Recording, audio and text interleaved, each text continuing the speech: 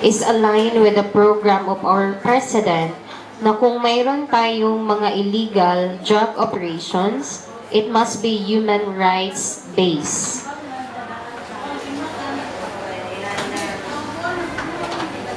The agency observed ways to prevent human rights violation and deaths during the conduct of the anti-narcotics operation.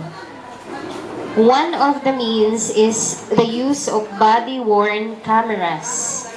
So yung paglabag ng karapatang pantao, yan po ay primary na objective po na ginagawa po ngayon.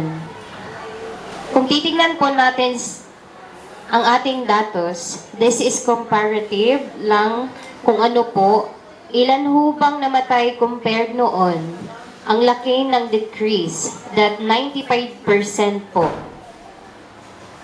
So, however,